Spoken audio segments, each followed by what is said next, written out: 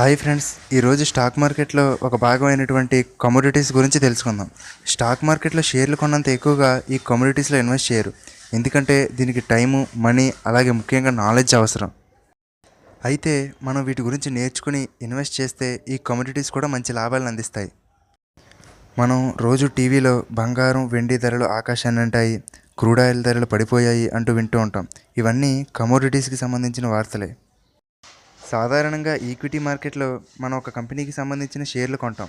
అలా కాకుండా మనం రోజువారీ వాడే వస్తువులు అంటే గోధుమలు, రాగి, మొక్కజొన్న, అలాగే బంగారం, వెండి, క్రూడ్ ఆయిల్, న్యాచురల్ గ్యాస్ ఇటువంటి వాటిలో ఇన్వెస్ట్ చేయడాన్ని కమోడిటీ ట్రేడింగ్ అని అంటారు. అయితే ఈ కమోడిటీ మార్కెట్లో డిఫరెంట్ టైప్స్ ఆఫ్ కమోడిటీస్ అనేవి ట్రేడ్ అవుతూ ఉంటాయి. అవి ఏంటో ఇప్పుడు చూద్దాం. ముందుగా మెటల్స్. దీనిలో గోల్డ్, సిల్వర్, ప్లాటినంతో పాటు నికెల్, అల్యూమినియం, కాపర్ వంటివి కూడా ఉంటాయి. నెక్స్ట్ ఆగ్రో బేస్డ్ కమోడిటీస్ అంటే గోధుమలు, మొక్కజొన్న, కాటన్, నూనె, coffee, sugar etcetera. Next energy related commodities అంటే crude oil, natural gas, gasoline వంటివి. ఇలా దాదాపు 50 రకాల వరకు కమోడిటీస్ ఈ మార్కెట్లో ట్రేడ్ అవుతూ ఉంటాయి. మనం వీటిలో దేనిలోనైనా ఇన్వెస్ట్ చేయవచ్చు. నెక్స్ట్ మనం షేర్లు కొనడానికి ఎన్ఎస్సి, బిఎస్సి అనే ఎక్స్చేంజ్లు ఎలా ఉంటాయో అలాగే ఈ కమోడిటీస్లో కూడా ఇన్వెస్ట్ చేయడానికి కొన్ని ఎక్స్చేంజ్లు ఉంటాయి. అవి ఏంటంటే నెంబర్ 1 ఎంసిఎక్స్ అంటే multi commodity exchange of India limited. Number 2 NCDEX అంటే national commodity and derivatives exchange limited. Number 3 NBOT national board of trade. Number 4 NMCE national multi commodity exchange. వీటిలో ఏ ఎక్స్చేంజ్ ద్వారానైనా మనం కమోడిటీస్లో ఇన్వెస్ట్ చేయవచ్చు.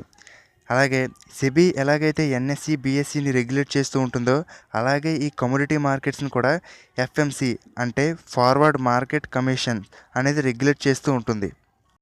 ఈక్విటీస్లో మనం షేర్లు కొంటాం. షేరు ధర తగ్గినప్పుడు కొని, పెరిగినప్పుడు వాటిని నమ్ముకుంటాం. అలాగే ఈ కమోడిటీ మార్కెట్లో ఒక ప్రోడక్ట్ ధర తగ్గినప్పుడు కొని, పెరిగినప్పుడు వాటిని నమ్ముకోవచ్చు. ఉదాహరణకు ఒక్కొక్క సమయంలో బంగారం ధరలు విపరీతంగా పడిపోతూ ఉంటాయి. అటువంటి టైంలో మనం బంగారం కొనుక్కోవచ్చు. అయితే ఇది బయట షాపుల్లో కొన్నట్టుగా ఉండదు. మనం బయట షాపుల్లో కొంటే మనం కొన్నది ప్యూర్ గోల్డా కాదా అనే అనుమానం ఉంటుంది. అలాగే మనం కొన్న బంగారం మళ్ళీ రేట్లు పెరిగే వరకు జాగ్రత్తగా కాపాడుకోవాలి. కానీ ఈ కమోడిటీస్లో అలా కాదు. 10 గ్రాముల బంగారాన్ని ఒక యూనిట్గా లెక్కేస్తారు. సో మనం ఈ యూనిట్ల చొప్పున మనం బంగారాన్ని కొనుక్కుంటాం. ఈక్విటీల్లో మన షేర్లు ఎలా అయితే ఎలక్ట్రానిక్స్ రూపంలో డీమ్యాట్లో సేవ్ అవుతాయో అలాగే ఈ బంగారం యూనిట్లు కూడా మన అకౌంట్లో సేవ్ అవుతాయి. అంతేగాని మనకి ఫిజికల్గా బంగారం అనేది చేతికి రాదు. తరువాత బంగారం ధరలు పెరిగినప్పుడు మన దగ్గరున్న ఈ యూనిట్లని అమ్ముకోవచ్చు. ఈక్విటీల్లో ఇంట్రాడే లేదా డే ట్రేడింగ్ ద్వారా మనం ఈ రోజు కొన్న షేర్లు ఈ రోజే ఎలా అమ్ముకుంటామో ఈ కమోడిటీ మార్కెట్స్లో కూడా స్పెక్యులేషన్ అనే పద్ధతి ఉంది. ఇదొకటే కాదు, ఫ్యూచర్ కాంట్రాక్ట్, హెడ్జింగ్ వంటి పద్ధతుల ద్వారా ఈ కమోడిటీస్లో ఇన్వెస్ట్ చేయవచ్చు. వీటి గురించి తర్వాత వీడియోలో క్లియర్గా తెలుసుకుందాం. మీకు ఈ కమోడిటీస్ మీద ఇంట్రెస్ట్ ఉండి నేర్చుకోవాలనుకున్నా అలాగే వీటిలో ఇన్వెస్ట్ చేయాలనుకున్నా www.mcxindia.com లేదా www.ncdex.com అనే వెబ్సైట్లు మీకు హెల్ప్ అవుతాయి. ఒకసారి ఈ వెబ్సైట్లు ఓపెన్ చేసి కంప్లీట్గా స్టడీ చేయండి. ఈ కమోడిటీస్ గురించి తర్వాత అప్లోడ్ చేసే వీడియోలని మీరు మిస్ కాకుండా చూడడానికి వెంటనే తెలుగుబడి యూట్యూబ్ ఛానల్కి సబ్స్క్రైబ్ అవ్వండి. ఈ వీడియో కనుక మీకు నచ్చినట్టయితే లైక్ చేయండి. అలాగే మీ ఫ్రెండ్స్తో షేర్ చేసుకోండి.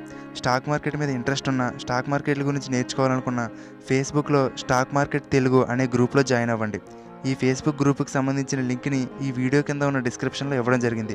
మీరు ఆ లింక్ మీద క్లిక్ చేయడం ద్వారా కూడా ఆ గ్రూప్లో జాయిన్ అవ్వవచ్చు. మీకు స్టాక్ మార్కెట్ మీద ఎటువంటి సందేహాలు కానీ సూచనలు కానీ ఉన్న కామెంట్ బాక్స్లో పోస్ట్ చేయండి. Thank you.